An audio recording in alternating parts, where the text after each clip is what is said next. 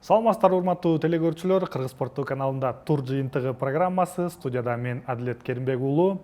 Бүгүн биз 14-турдук беттештерди жыйынтыктайбыз. Кыргыз премьер лигасы жайкы тынуудан кийин кайрадан кайтып келишти стадиондорго жана кызуу беттештерди тартуулап башташты. Дээрлик бир айга жеткен тынууда командалар күчтөнгөнгө аракет кылышты, себеби дегенде трансфердик мөөнөттөр ачылган болчу жана 25-июлда 14-турдук беттештер Бишкек шаарында старт алды. Дал ушул күнү Бишкек шаарындагы Дөлөн Өмүрзаков аттагы стадиондо Азия Гол командасы Өзгөн командасын кабыл алды. Бул беттеште биринчи айлампада Өзгөн командасы ишенимдүү түрдө 2-0 эсебинде Азия Голду жеңип алган болчу жана Бишкектик команда Өзгөндөн реванш алууга даяр эле. Андыктан дал ушул Дөлөн Өмүрзаков аттагы стадиондо Өзгөн командасы кайрадан кезектеги жеңишине ээ болду. Ар кайсы жакта же болбосо ар түрдүүчө ушул тыныгууну пайдалана алышты. Азия Гол командасы кантта жана Бишкек шаарында болуп жатышты. Бул жерден эч кандай офсайд жок. Сокку бар жана Антон Землянухин эмне үчүн эрте сокку узатып салды. Топ жоготуу бар бул жерде. Аскарбек Салиевден Титов, Орхан Алиев, сокку жана гол. Өзгөн командасы мына ошентип эсеп сандарын ачты. 24-мүнөт. Орхан Алиев алгачкы ирет старттык курамда чыгуу, старттык беттеши жана бул оюндагы алгачкы гол. Азия Гол Өзгөн, эсеп сандары ачылды. Бул жерде Максат Жакыбалиев бир аз ыңгайсыз пас чыгарып алган Аскарбек Салиевке. Салиев топту токтото албай калды жана Михаил Титовдон голдук пас. Орхан Алиев жана Михаил Титов мына ошентип эсеп сандарын ачты. Дастан Карыпбеков дагы жетишпей калган. Соккуну кайтарууга жыйынтыгында мына ошентип Өзгөн эсеп сандарын ачууда. Эми Азия Гол командасы голдорду жарата албай алган мүмкүнчүлүктөрү албетте эске түшөт дароо. Шаршенбеков пас Рыскелди Артыкбаевке жана Оронбаев Өмүрзак кайрадан дарбаза бош. Землянухин чимирилте сокку бар жана дарбазага таамай эмес болуп калды. Арсен Шаршенбековдун пасы бул жерде Рыскелди Артыкбаев бир аз топту көтөргөндө балким эсеп сандары теңелет беле жана Антон Землянухин чимирилте бул жерде сокку узаткан. Итан Лизалда Рыспеков Нурболот Сарпаевке карата азыр жок. Сулайманов Итан эми гана мыкты пас чыгара алды бул жерде өнөктөшүнө. Кайрадан Итан Лизалда Рыспеков Нурболот жана гол. Рыспеков Нурболот мына ошентип 82-мүнөттө эсеп сандарын ийкилетти дагы Өзгөн командасын жеңишке кайрадан жакындатты. Ооба бул жерде өнөктөштөр менен кубанып жаткан Гербези. Итан Лизалда пас чыгарган эмес, өнөктөшүнө сокку узатууга мүмкүнчүлүк бул рикошеттен кийин гана болгон экен. Дастан Карыпбеков 2 голго тиешеси бар болуп чыкты чындыгында. Кайрадан кайтылуудан көрөбүз. Дастан Карыпбековдун бутунан Рыспеков Нурболот. Дагы да болсо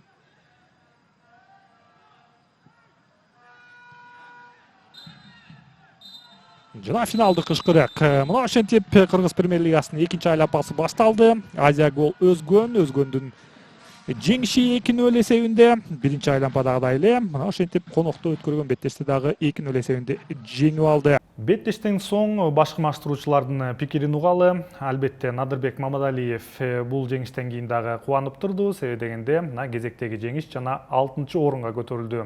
Бул жеңиштен кийин ал эми Ислам Ахмедов канчалык команданы эс алуу убактысында дагы каталар үстүндө иштебесин, кезектеги жеңилүү ызасын тартып калды. Даже при всем этом у нас было достаточно хороших моментов, где надо было просто исполнять.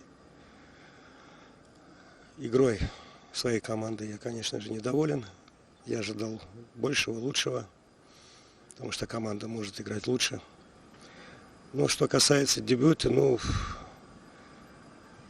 всегда тяжело вливаться, но это не оправдание. Ооба, биринчи таймда сиз айткан учурлар көбүрөөк болду. Экинчи таймдан көрө, бирок биринчи таймда кичине өзгөрүүлөр киргиздик. Ооба, кээ бирки каталарды деп бизде оюнчулар бири-бирин туура түшүнбөй, атаандаш бирме-бир ситуацияларга чыгып кетип атты.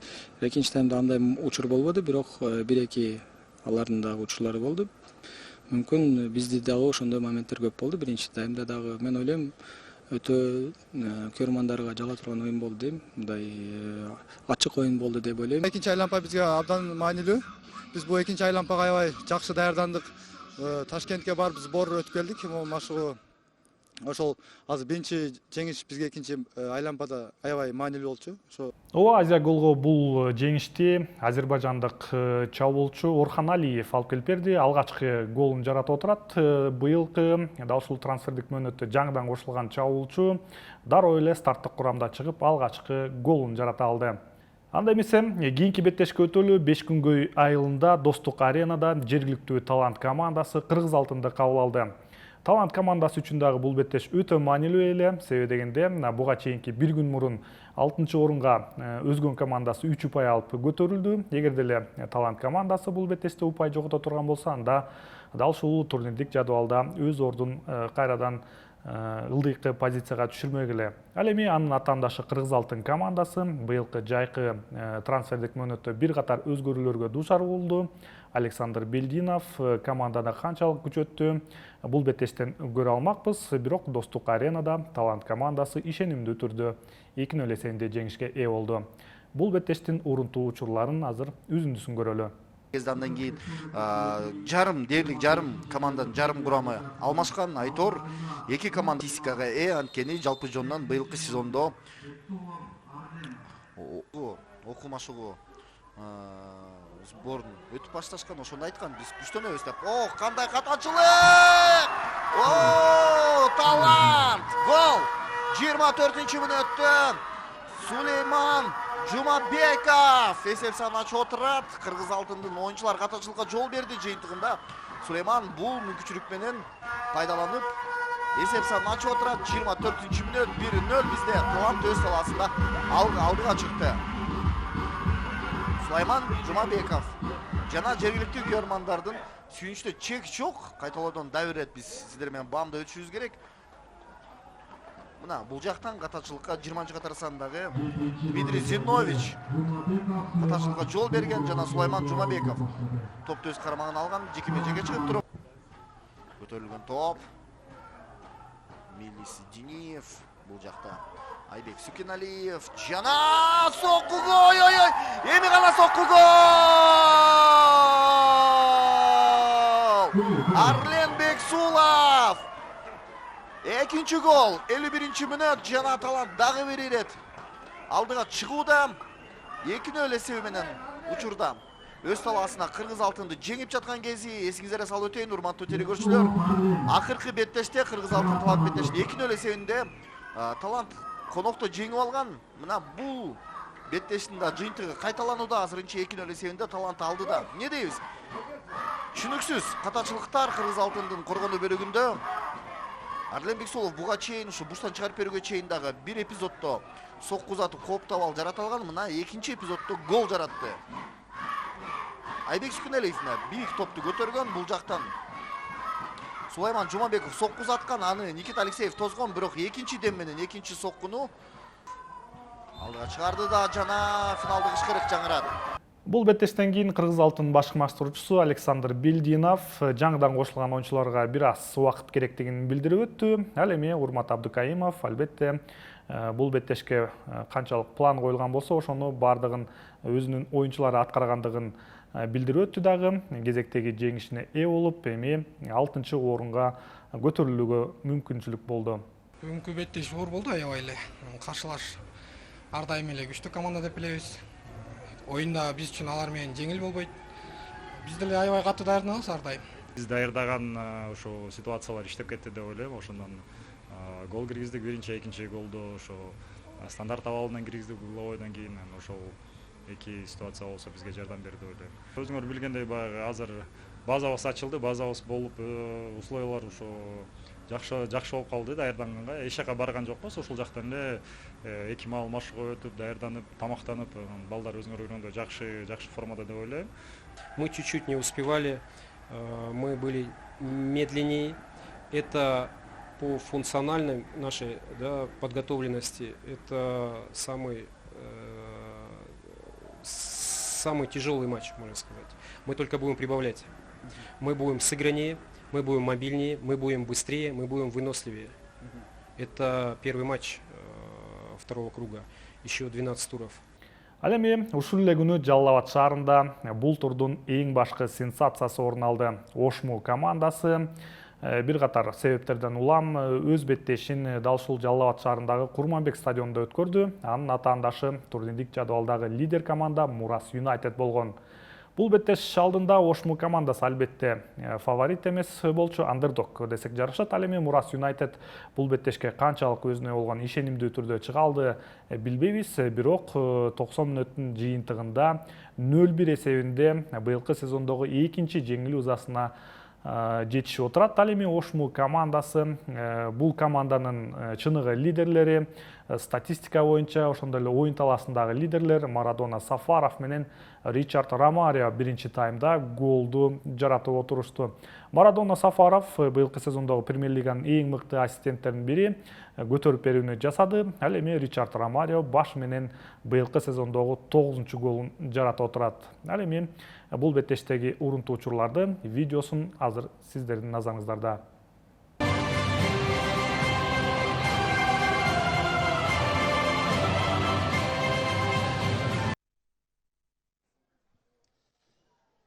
деген ойдабыз. Жана Ерлан Нарбаевдин ышкырыгы жаңырат. Ошму командасы топту оюнга кошот. Ошму командасында бир топ оюнчулар келди. Ошол эле чабуулда 2 оюнчу бар, ортодо дагы 1 оюнчу күчтөндү дейт. Жана коргонууда дагы оюнчулар бар. Аларда Юнусов айпанчага чыгарылган пас. Жана сокку жолдо соолот, Денис Искович жок, пас берет, топтун багытын сол канатка бурат. Жана оюндун алгачкы минуттарында эле сокку жолдо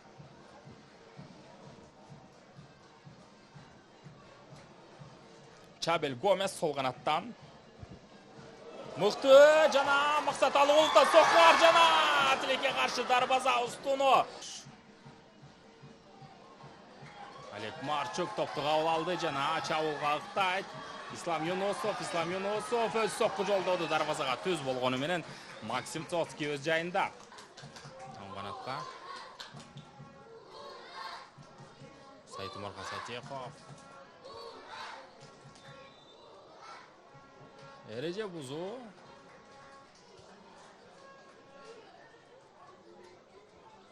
Айтылдын байкап көрөлү, алдын көздөй узатылган пас жана Сайтымархан Сатеков биринчилердин топко жеткен. Глеб Калсын ышкырыгы жаңырды. Көтөрүлгөн топ жана сокку жолдош керек. Андрей Сидоров башламадык. Жок, эч кимдин сокку жолдонго мүмкүнчүлүгү болгон жок. Марадона Сафар дагы бир рет көтөрүп берет. Биринчилерден сол колун көтөргөн таризде айпанчага чыгарып берет. Биринчилерден Мурас жетүүдө бул топко. Бекзат Насиров сактап калды жана дагы бир рет көтөрүп берүүнү аткарат. Чыгарып берүү. Марадона Сафар сокку жолдо соолот. Жок, ортоңку бөлүккө пас.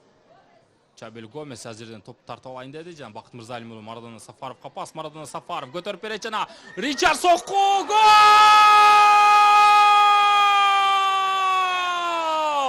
Ромарио Ричард өзүнүн чыныгы бомбардир экенин бүгүнкү беттеште дагы тастыктап отурат жана Премьер-лигадагы 9-чу голун бүгүн жаратып отурат. Беттештин 39 минутасында урматтуу көрөрмандар. Кайталоодан байкап көрөлү. Бакыт Мырзалимов кабыл алат. Марадона Сафаровга пас. Сафаров караңыздар чекинчи кабатка сонун көтөрүп берген жана Ромарио Ричард баш менен айпанчага көтөрүлгөн топ жана Ричард дагы бир рет баш менен сокку жолдоду, бирок дарбазага тамай эмес. Бул секундаларды Мурас текке кетиргиси келбейт. Қалсын ышқырығы жаңыр тұрматты көрмандар. Есеп сандары 1-0. Ошмо командасы екінші айлампаны жеңішмені қамсыздады. Жеңішменен баштады. Сергей Поповтун Мурас Юнайтед командасы үчүн бул жеңилүүсү албетте күтүүсүздөн орун алып калды. Себебинде жайкы тынууда Мурас Юнайтед Кыргыз Республикасынын кубогунун жарым финалдык беттештеринде 2 оор беттеште өткөргөн болчу. Анын жыйынтыгында финалга карай бет алган. Жана бул беттештерде албетте Мурас Юнайтед өзүнө болгон ишеними дагы күч болчу. Ал эми Ошму командасы Лутфулло Мажитовдун шакирттери быйылкы сезондогу эң чоң жеңишине ээ болуп отурат. Жана беттештен кийинки маштыруучулар мындай пикирде калтырышты. Ну, в первую очередь команда Мурас на первом месте же идет. И они лидеры турнирной таблицы. И мы хотели показать здесь хороший, красивый футбол. И пацанов было настрой был такой боевой, чтобы выходить на поле и на каждый метр играть до конца. И старались. Спасибо за пацанам, что такую отдачу дали на поле. Ну, я скажу, сегодня было не так много, как хотелось бы. Мы сыграли не то, что ожидали от команды. Да, моменты были, мы их не использовали.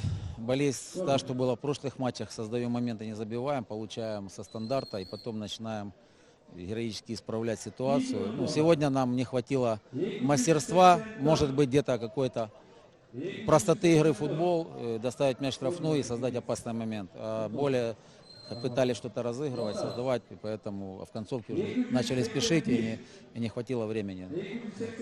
Все, спасибо. Мурас Юнайтед командасынын упайы жоготуусу албетте күтүүсүз болду, бирок анын артынан сая түшкөн командалар үчүн өтө ыңгайлуу болду. Себебинде ушул эле күнү Каракол шаарында Барс командасы Абдышатаны кабыл алды. Бул беттеш албетте 14-чү турдук оюндардын борбордук беттеши болуп саналат. Андыктан бул беттеш тууралуу эфирдин соңунда кененирээк баяндайбыз. Анда эмесе Кочкор Ата шаарындагы беттешке назарыбызды бура берели. Анда жергиликтүү Нефчи командасы Дордойду кабыл алды. Биринчи айлампанын соңунда Нефчи командасы албетте анын жыйынтыктары бир аз көрөрмандар күткөндөй эмес. Ал эми Дордой командасы дагы Кыргыз Республикасынын кубогунун жарым финалында Алай командасын 2 беттеште тең ири эсепте жеңип алды дагы финалга аттанды. Андыктан алардын маанайы өтө мыкты эле. Андыктан бул беттеште Дордой командасы кезектеги 3 упайына ээ боло алды. Жеңгендигин көрө алдык. Эгерде мына ушундай таризде бүгүн дагы оюн көргөзсө, анда Дордой командасы жана Зайнидин Алимовдун ышкырыгы жаңырат. Эрнис Пастыканов ортодон Каблянскийге пас. Жана Каблянский Лобовко. Толдун байкап көрөлү. Мурат Жакпетов бир аз анык эмес пас. Жана Эрнис Батыркан топту кабыл алган. Андан ары Каблянскийге келген. Сол канатка Лобов жазгырып алуу, жана көтөрүп берилген топ баш менен сокку бар, жана гол! Эрнис Батырканов 82-чи минутада эсеп сандарын ачты. Албетте азыр VAR каралат. Эгерде эч кандай офсайд жок, эч кандай эреже бузуу жок болсо да ойнуланат. Лобов кабыл алды. Жана эч кандай офсайд жок. Бул эреже да бузулган жок. Эрнис Батыркановдун голу эсепке алынат. Дордой командасы демек 82-чи минутада гана эсеп сандарын ачып олдурат.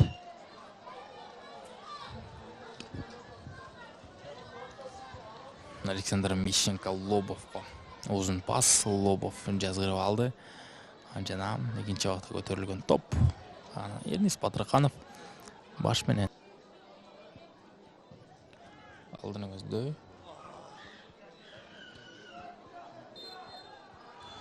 Калыстын ышкырыгы жаңыр турматтуу көрөрмандар. Эсеп сандары 0-1 Дордой командасы. Беттештен кийин Владимир Сало кубанычын жашырган жок. Себебинде эгерде эле чемпиондукка атсалыша турган болсо, мына ушундай оор беттештерден кийин 3 упайды алуу абдан маанилүү.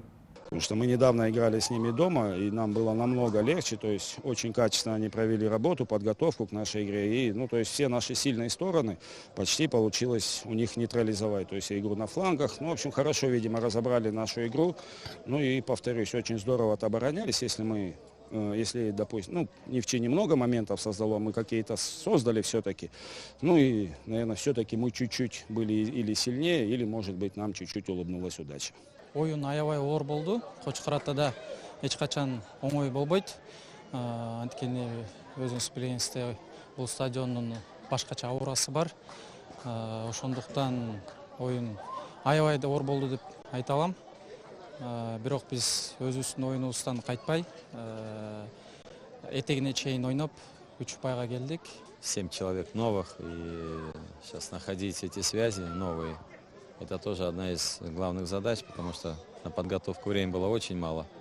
Хотелось бы отметить, что была борьба, но не было игры. Откровенно говоря, не было игры, и стоит признать, что я не этого ожидал и от своих ребят. Да, работали, да, бились, никому упреков нет, но это не то, что я хотел бы видеть от ребят. 27 июль күнү Ош шаарында Ахматбек Сүйүнбаев атындагы стадиондо Алай командасы Бишкек Ситини кабыл алды. Алай командасы үчүн бул беттеш өтө маанилүү эле, себебегенде көрөрмандар үчүн жакшы маанайдуу тартуулоо керек, себебегенде жарым финалдык беттеште Алай командасы Дордойго 2 беттеште тең жеңил узасын тартып калган. Андыктан Бишкек Сити командасы үчүн беттеште бул командага ашыкча мотивацияны берүү кереги жок эле. Андыктан бул беттеште бардыгы көрөрмандар күткөндөй эле болду. Алай командасы сезондогу алгачкы ири эсептеги жеңишине ээ болуп турат. Албетте Премьер-лиганын алкагында буга чейин кубоктук беттештерде ири эсепте жеңген болчу. Бирок мына Алай командасы Бишкек Ситини 4-0 эсебинде жеңип алды. Бишкек Сити командасы болсо акыркы өткөргөн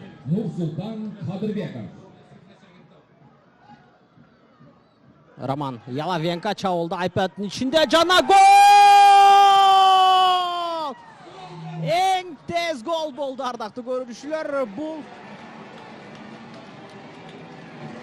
беттештин эсеп сандары ачылды.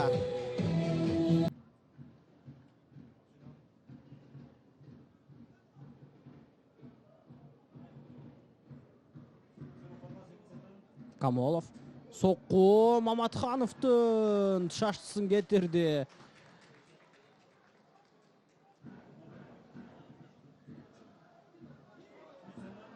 Яловенко, Зинкевич айпаттын ичинен сокку жана гол!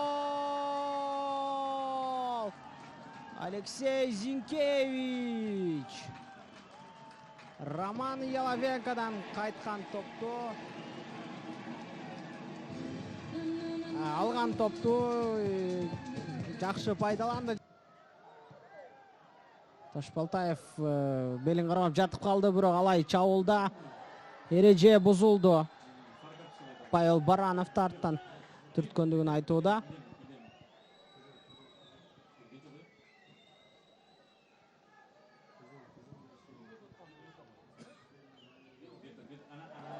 Кубанычбековго кызыл айып кагазы. Топту тебүүгө даярданып жатат. Яловенкодан сокку, Артем Пряткин ова көрүүчү беттеш десек болот. Аликперов менен Алай чабуулда, Аликперовдон киргизип берүү жана сокку, пенальти. Топ коргоочунун колуна тийди.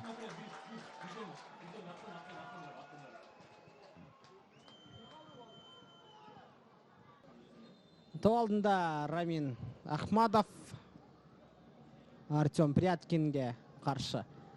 Ахмадовтан сокку жана гол! Эсеп сандары 3-0, ардактуу көрүүчүлөр. Бишкек Ситинин оюнчулары. Муратхожа Жабаровтан сокку жана гол!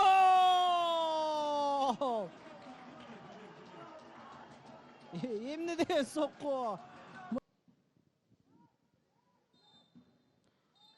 Жана 14-ші турдун Ош шаарында өткөн бетте. Айта кетчү жагдай, Алай командасында өзгөрүүлөр бар. Башкы маштыруучулукту жетектеген Бакыт Маматов биринчи айлампадан кийин Алай командасынан кетип отурат. Анын ордуна Рустам Ахунов башкы маштыруучу болуп дайындалды. Жана дебюттук беттешинде эле Рустам Ахунов мына ушундай ишенимдүү түрдө жеңишке ээ болду.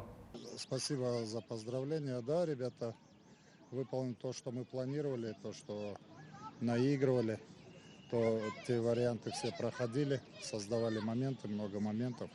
Поэтому, я думаю, игра поэтому такая получилась результативная. То, что мы тренировали, хоть небольшое время было у нас. Понимаете, сильно менять мы как бы ничего не хотим, потому что у нас и с предыдущим главным тренером мы вместе работали, он хороший специалист. Просто у команд бывают такие спады. Я думаю, просто на этот период для нашей команды получился спад. Экинчи айлампада Кудай кааласа атакующий футболду көргөзөбүз деп ойнойм. Контроль, дагы буюрса жаңы тренердин алмашуу менен өзгөрүүлөр көп болот деп ойлойм. Буга чейинки машыгуулардын бардыгына Бакыт Маматовго рахмат биринчиден. Бул оюнга деле Бакыт Маматовдун жардамы тийди десек болот. Азыр тренер менен өзгөрүүлөр бир аз бар. Ну, первый тайм провалили. Во втором тайме более-менее вроде как начали играть, но вот удаление полностью убило игру. We changed many players. It's the third time that some players play together. Today was first time that we have attack Badu Kenan and. Ну, мы не так много игр провели вместе, много игроков поменялось. И как бы, ну, сейчас вот первый раз попробовали вот такое сочетание в атаке, плюс сейчас немножко небольшие проблемы испытываем в середине поля, так как пару игроков у нас перед выездом заболели. Мына эми кайрадан Каракол шаарындагы беттешке кайтып келели. Барс командасы Абдышатаны кабыл алды. Турнирдик жадыбалда Барс командасы 2-нчи орунда келе жаткан, ал эми Абдышата командасы 5-нчи орунда. Бул беттеш алдында командалар үчүн дагы бир маанилүү жагдай. Мирлан Эшенов алгачкы ирет Каракол шаарында өзү туулуп өскөн, футболду мына ушул адистикти баштаган өз шаарында алгачкы беттешин Ынтымак аренасында кабыл алды. Экинчи айлампанын старттык беттеши албетте көрөрмандар үчүн өтө кызыктуу болуп жаткан. Бул беттеш алдында Барс командасы 3-5-2 тактикалык схемасын колдонду. Ал эми Абдышата командасы башкармачылыгы Хуршет Лутфуллаев 4-3-3 тактикалык схемасына кайтып келген. Старттык курамдарда айта турган болсок, эң бир күчтүү делген оюнчуларды стартка чыгарышты. Алсак Барс командасында жаңыдан кошулган грузиялык оюнчу Гия Чадунелини кошту. Ал эми Абдышата командасы Артем Белый жана Кристиан Мочич, ошондой эле Рикельме Соуза менен Талайбек уулу Бактай дагы келип кошулду. Беттештин жүрүшүндө албетте алгачкы эле мүнөттөрдө Абдышата командасы эсеп сандарын ачканга үлгүрдү. Мына ушул беттеш тууралуу толук үзүндүсүнөн көргөн соң азыр кайрадан бул беттеш тууралуу кененирээк маалыматтарды улантмакчыбыз.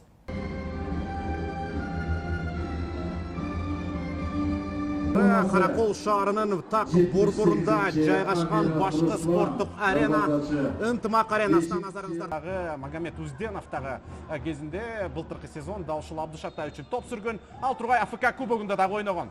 Жана Барс командасы чемпиондук үчүн атсалышуу лидерлик позицияда келе жаткан жайы бар. Бактай Талайбек уулу азыр коргонуу бөлүгүндө бир аз ыксыз ойноду дагы, көрүнү жаса деген көрсөтмөнү берди. Кечен көтөрүп берүү анчейин ийгиликтүү эмес. Топко жакындап барды. Түз эле көтөрүп берилген топ башаламандык жана 8-чи мүнөттө коноктор Абдышата командасы стандарттык абалдан алгачкы голдун сүрөтүн тартып жатат. 6-чы номердагы Бактай Талайбек уулу борбордук коргоочу жана шынга бойлуу физикалык жактан күчтүү, башы менен өзүн ийгиликтүү сезген оюнчулар мындай абалдагы мүмкүнчүлүктөрдү колунан чыгарбайт. Айландырып көтөрүп берилген топ, бул жерде Мирлан Мурзаев дагы, Валерий Кейчин дагы позициясын жоготкон. Анын аркасында турган Харун Карич, демек Бактайды көзөмөлдөй албай ээнирээк позицияга өткөрүп жиберген экен. Шатанын оюнчулары ийгиликтүү, бирок топ кандайдыр бир мүмкүнчүлүктөр менен Магомед Узденовдун дарегине түшкөн. Андан кийин Фархаттын дарегинде. Азыр Фархат сонун киргизип берилген топ жана эсеп сандары 1-1. Урматтуу көрөрмандар, бул беттештин 17-чи мүнөтү. Кайрат Жыргалбек уулу команданын эң жакшы натыйжа көрсөтүп жаткан оюнчусу. Кайрат быйылкы сезонду ийгиликтүү деңгээлде өткөрүп жаткан учуру.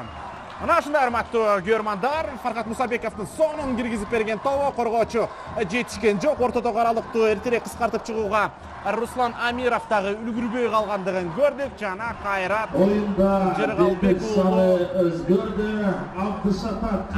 Борбордук коргоочунун топко илинбей калышы. Бул жерде 5-номурдагы Эрмин Имамович топко жетишпей калган. Казакстанда мүмкүнчүлүк албайт экендигин түшүнгөндөн соң бу кайрадан Кыргызстанга кайтып келишти. Эми бул футбол, спорт, андай окумуштар, көрүнүштөр боло берет деген ойду билдиребиз. А бул жерде капитан Эрбол Атабаев. Фархат топту бираз алысыраак кабыл алып алды. Жандыгын байкасак болот. Мерлан Мурзаев узатылган сокку, топ аба жиреп 2 гол көрдүк. 3 же 4 мүнөт убакыт биринчи таймга кошсо керек. Сонун чыгып кетти Айзарак. Жерде жатат. Бул Илкин Мурадов. Таризде кереже бузук атталган болсо, анда Фархат Мусабековго азыр жаза берилет. Кызыл айыпка карап атабы же сары айыпка карап атабы көрүп туралык. Ушул жерден Айзар Акматовдун тизеси түшүнүктүү. Эми ылдамдыкта мындай нерсе байкалбайт. Тизеси тийген экен чындыгында.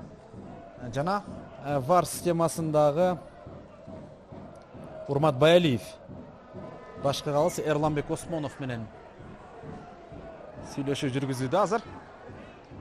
Сол бутунун тизеси так ийикке тийген экен.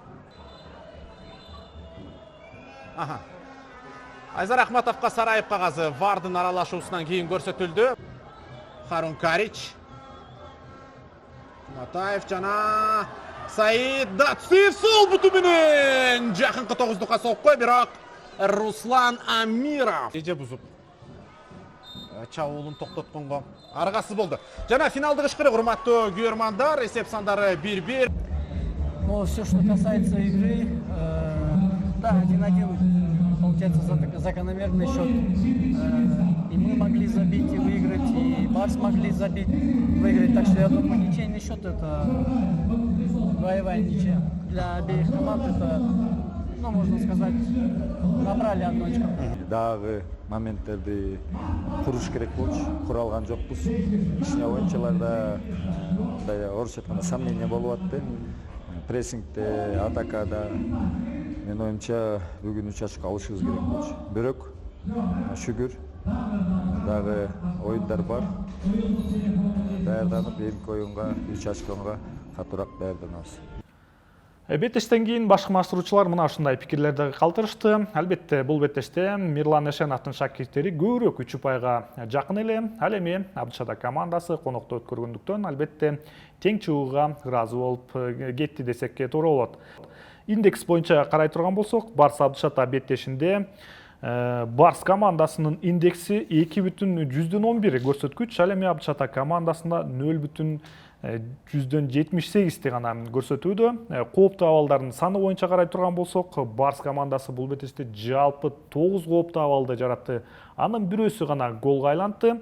Ал эми Абдышата командасы 3 кооптуу абалды жаратып, 1 голду жаратууга ээ болду. Бул стандарттык абалдан Талайбек уулу Бактайдын киргизгендигин көрө алдыңыздар. Ошондой эле тактикалык схемалар боюнча Мирлан Эшеновдун шакирттери беттеш башында 3-5-2 тактикасын колдонсо, беттештин соңунда 3-4-3 тактикалык схемасын колдонуп, 3 чабуулчу чыгарып жана 3 упайга алуу үчүн ойношту. Ал эми Хуршит Лутфуллаевдин шакирттери Абдышата 4-3-3 тактикалык схемасын башынан баштап колдонуп, аягына чейин ушул эле тактикалык схеманы колдонду. Чабуулдардын багытын ала турган болсок, Абдышата командасында мына дал ушул оң каптал өтө активдүү болду. Бул Мухаммед Санне бул позицияда ойногон, жалпы 8 жолу чабуу мына ушул Мухаммед Санне тараптан атаандаштын айып анчасына чейин жеткирүү аракетин көрдү. Ал эми Барс командасында оюн таласын карай турган болсок, ортоңку бөлүктө активдүүлүктү көрсөткөн бул Фархат Мусабеков болду. Фархат Мусабеков жалпы оюн жүрүшүндө 6 жолу ийгиликтүү атаандаштын айып анчасына чейин баруу аракетин көрдү. Ал эми бул жерде карай турган болсок, дарбазаны көздөй узатылган соккулар жалпы мына кайсыл позициядан соккулар узатылды. Бул Барс командасынын көрсөткүчү. Ал эми оң тарапта бул Абдышатак командасында канчалык аз экендигин көрүүдөсүздөр. Жалпы соккулар боюнча айта турган болсок, Барс командасы бул беттештин жүрүшүндө 21 жолу дарбазаны көздөй сокку узатты, анын 7-өсү дарбазага таамай болду. Ал эми Абдышатак командасы дарбазаны көздөй 8 жолу соккуну узаткан, анын 3-өсү таамай болгон. Топ үчүн күрөштөр боюнча көрсөткүчтү ала турган болсок, бул жерде Барс командасы кайрадан ийгиликтүү болду. Жалпы 123 топ үчүн күрөштө анын 67-синде Барс оюнчулары ийгиликтүү болду. Бул пайыздык көрсөткүч боюнча 54% ийгиликтүү болушкан. Ал эми Абдышатак командасы ушул эле 123 топ үчүн көзөмөлдө 56-сында ийгиликтүү болгон, пайыздык көрсөткүч боюнча 46%да ийгиликтүү болушкан. Бул көрсөткүчтү карай турган болсок, Барс командасы жалпы оюн жүрүшүндө 62 жолу топту жоготкон. Ал эми Абдышатак командасынын оюнчулары жалпы 71 жолу топ жоготууга дуушар болушкан. Топ көзөмөлү боюнча айта турган болсок, Абдышатак командасы 59%га топту көбүрөөк көзөмөл кылган, ал эми Барс командасы 41%га топту көзөмөлдөдү. Эң бир Барс Абдышатак беттешиндеги индекси боюнча эң мыкты көрсөткүч бул Бактай Таалайбек уулуда, анда жалпы 221 көрсөткүчтү көрсөттү. Андан кийинки орунда Мухаммед Сане 218. Ал эми Барс командасынын голдун автору Кайрат Жыргалбек уулу 211. Мына ушундай бул беттештеги жалпы статистикалык көрсөткүч. Топ 3 мыкты оюнчулар мына ушулар болушту. Эми турнирдик жадыбалга кайтып келели. 14-турдук оюндарда бир оюн жылдырылган расмий түрдө. Бул Илбирс жана Алга беттеши мөөнөтүнөн кийин ойнолот. Андыктан турнирдик жадыбалда бул эки команда 13 гана беттештерин өткөрүшкөн. Жалпы 14 оюндан кийин Мурас Юнайтед биринчи орунда келе жатат. 32 упай менен, анын артынан экинчи орунга Алай командасы көтөрүлдү. Кошумча көрсөткүчтөр менен Алай экинчи орунда турат. Ал эми үчүнчү орунда Дордой командасы ошол эле 31 упай менен. Төртүнчү орунда Барс командасы жайгашты 30 упай менен. 5те мына Абдышатак командасы калды 26 упай менен. Ошондой эле Премьер лигада 6-чы орун үчүн кызуу күрөш жүрүп баштады. Ошму командасы Мурас Юнайтедти жеңген соң 20 упайга ээ. Анын артынан эле Талант командасы 20 упайга ээ болуп турат. Өзгөн командасы бул командалардын артынан кууп 19 упайга ээ. Аутсайдерлер тууралуу айта турган болсок, Азия Гол менен Бишкек Сити кезектеги жеңилүү ызасынан кийин 8 упайга ээ. Илбирс командасы 9 упай, анда бир оюн запаста бар, андан кийин эле Нефчи, Алга жана Кыргыз Алтын командалары турат. 14-чү турду жыйынтыктап жатып, турдун Кыргыз спорттуу версиясында атында символикалык курам менен жыйынтыктайбыз. Мына дал ушул азыр назарыңыздарда Кыргыз спорттуунун версиясында 14-чү турдун мыкты оюнчулары. 4-3-3 тактикалык схемасы, дарбазада Максим Высоцкий, бул түшүнүктүү, Ошму командасы бир чоң жеңишке ээ болду. Ло Ндое сол коргоочу позициясында, Бактай Таалайбек уулу коргонууда, ошондой эле Вениамин Шумейка Дордой командасынын коргоочусу символикалык курамда. Ошондой эле оң капталдагы коргоочу Арлем Бексулов Талант командасынын экинчи голдун автору болду Кыргыз Алтын менен болгон беттеште. Ортоңку бөлүктө Талантбек Келдибек уулу Алай Бишкек Сити беттешинин мыкты оюнчусу аталды. Ошондой эле Фархат Мусабеков жана Алексей Лобов 3,5 коргоочу позициясы.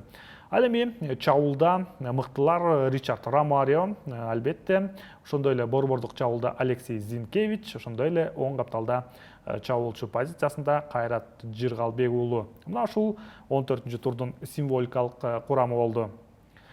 15-чи турдук оюндар саналуу күндөрдөн кийин гана уланат. 31-июль күнү Өзгөн Талант беттеши менен 15-чи турдук оюндар расмий түрдө уланат. Ошондой эле тур 3-августка чейин уланмакчы. 1-августта Илбирс Ошмо, Кыргыз Алтын Абдышатак беттешет. Ал эми 2-августта 3 оюн орун алмакчы. Бишкек Сити Азия Гол, аутсайдерлер беттеши жана бул беттеште албетте 6 упай үчүн 6 pointer оюну десек дагы туура болот. Ошондой эле Мурас Юнайтед Нефчини кабыл алат, Жалал Абад дербиси. Барс командасы Каракол шаарында Алганы кабыл алмакчы. Ал эми борбордук беттеш 15-чи турдук оюндардын эң негизгиси бул Бишкек шаарында Дордой Алай беттеши болмокчу. Мына ушундай 14-турдук оюндарды бул маалыматтар менен жыйынтыктайбыз. Сиздер менен мен Адлет Керимбек уулу эфирде болдум. Футболдон көрүшкөнчө саламат калыңыздар.